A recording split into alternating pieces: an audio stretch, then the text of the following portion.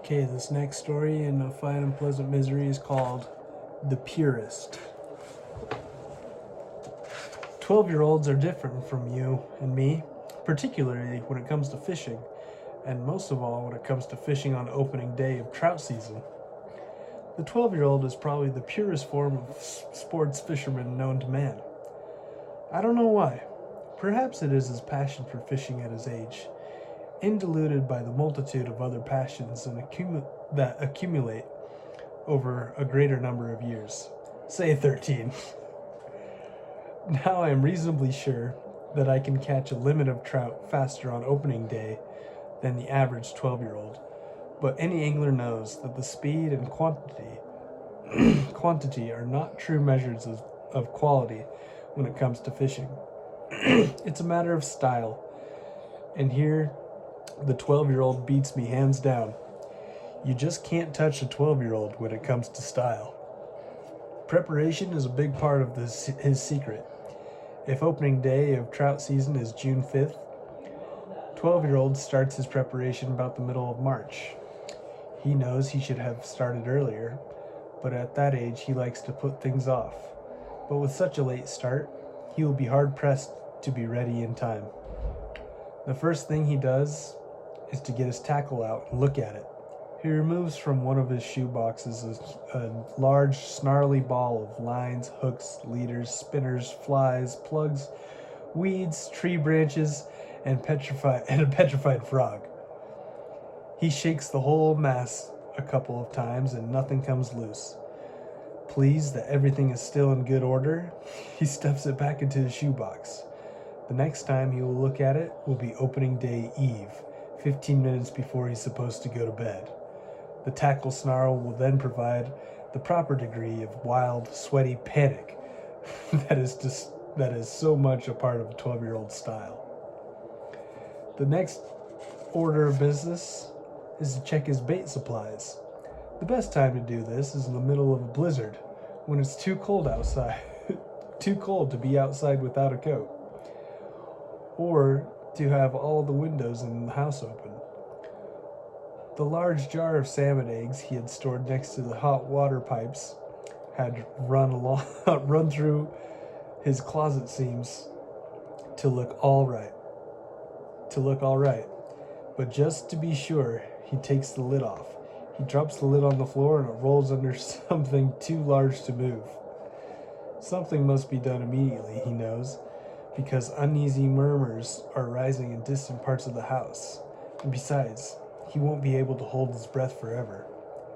The best course of action seems to be to run the jar through every room in the building, leaving in his wake mass hysteria and the sound of windows being thrown open.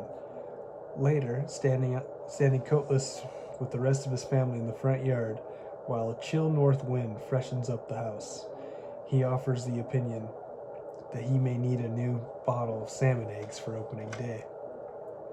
Occasionally, the young angler will do some work on his hooks.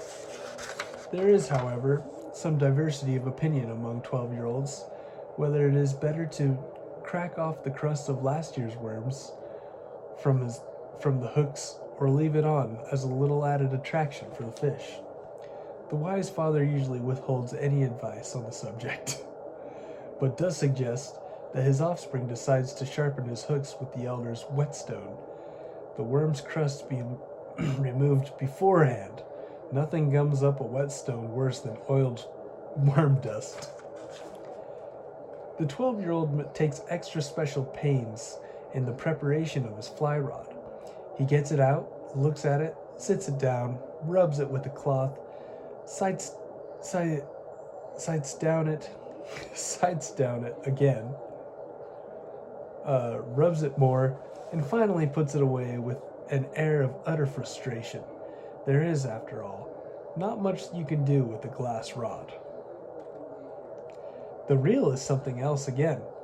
1,000 different things can be done to a reel, all of which can be grouped under the general term taking it apart. The main reason a kid takes his reel apart is to take it apart. But most adults can't understand this kind of reasoning. So the kid has to come up with another excuse. He says he is taking his reel apart to clean it. No one can deny the reel needs cleaning. It has enough sand and gravel in it to blast a balloon. During most of the season, it sounded like a miniature rock crusher and can fray the nerves of an adult fisherman at 100 yards. For opening day, however, the reel must be clean. There are 3 basic steps used by the 12-year-old in cleaning a reel. First, it is reduced to the largest possible number of parts. These are carefully placed in a cookie sheet on the sequence of removal. The cookie sheet is then dropped on the floor. The rest of the time between March and opening day of trout season is spent looking for these parts. The last one is found 15 minutes before bedtime on opening day eve. Some 12-year-olds like to test their leaders before risking it on actual fish. Nothing is more frustrating to a kid than having a leader snap just as he is heaving a nice fat trout back over his head. Consequently, he is concerned that any weakness in the leader be detected beforehand. There are many methods of doing this, but one of the best is to tie one end of the leader to a rafter in the garage and the other end to a concrete block. The concrete block is then dropped from the top of the stepladder. The chief drawback of this method is the cost involved in replacing cracked rafters. Eventually, the big night comes, opening day eve. The day is spent digging worms. Early in the season, there is a surplus of worms. The young angler can be choosy. The process of worm selection is similar to that used in Spain for the selection of fighting bulls. Each worm is chosen for his size, courage, fighting ability. The reason kids frequently have poor luck on opening day is their worms can lick the average fish in a fair fight. Approximately 400 worms were considered an adequate number. These are placed in a container and covered with moist dirt. The container is then sealed and placed carefully back in the closet by the hot water pipes, where it is next found during a blizzard the following March. The 12-year-old angler really peaks out, however, during that 15 minutes before bedtime.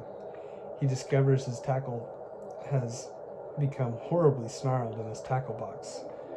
No one knows how, unless perhaps the house has been invaded by poltergeists. The reel is thrown together with an expertise born of hysteria and panic.